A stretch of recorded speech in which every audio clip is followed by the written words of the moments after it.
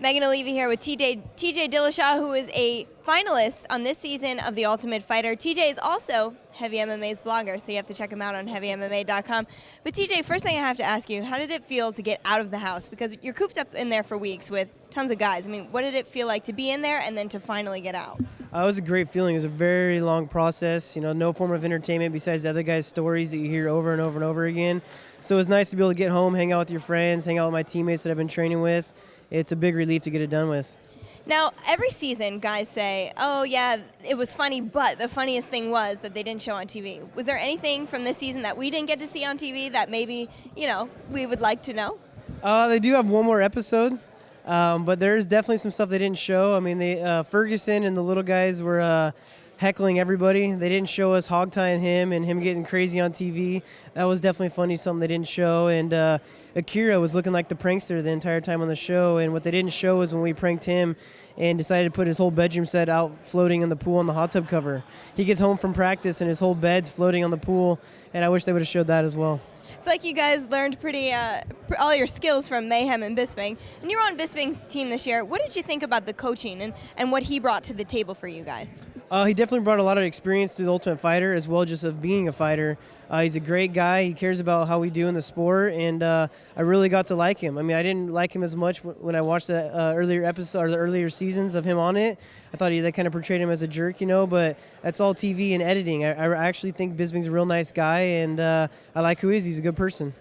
Now, there was a little bit of drama with you in the house because you didn't necessarily consider the guys on your team your actual teammates. Can you kind of walk me through that thought process? When I came into the house, I was thinking about this competition as me fighting for myself, which is an individual competition. And, these guys really aren't my teammates. I could possibly be fighting one of these guys if they were to make it to the finals. So I couldn't show them everything I had in my game plan, and I couldn't trust them completely as a teammate. They're more like a piece of equipment, if you look at it that way. I kind of game planned myself to push myself into the finals and seed my own bracket, and I felt like I was the toughest one on my team, and I had to tell that to my coaches, and they obviously agreed and put me in the matchups they wanted to. Were you surprised the way the episodes looked when you did say, hey, I feel I'm the toughest on the team? Because it seemed like you were getting a lot of slack on the internet about that.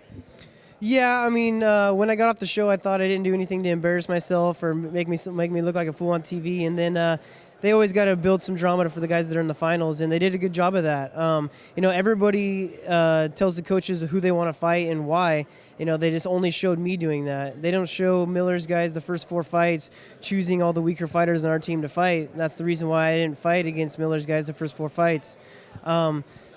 So, you catch a little grief for it, but you got to roll with the punches, and, ultimately it just puts my name in people's mouth a little bit more.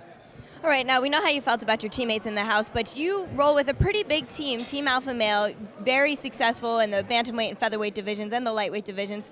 How much have they influenced you and helped you through this process? Because it's a very stressful thing to be on The Ultimate Fighter. They've definitely helped me out a lot. I mean, before I left for the show, Uriah kind of gave me a little pep talk about it's going to be like mental warfare while we're in the house and just kind of sticking to my own guns and my own beliefs and kind of being there for myself. And it worked out perfectly. His talk he had with me before I went to the house played in factor big there. All right. The Ultimate Fighter finale is December 3rd. What can we expect from you, TJ Dillashaw? Fireworks. I'm gonna win the show. That's what I came here to do.